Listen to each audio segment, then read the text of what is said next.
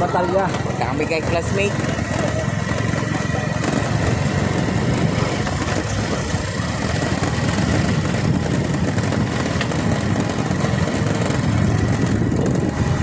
Yung drive safety kaso ikaw.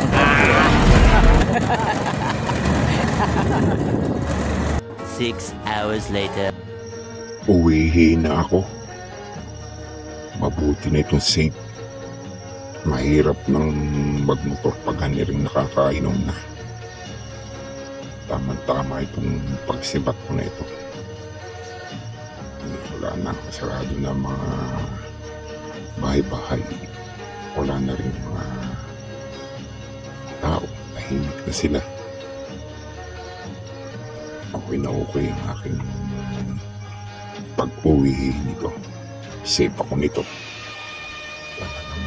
Napakadelikado ng motor pag ganyan mga nakakain na.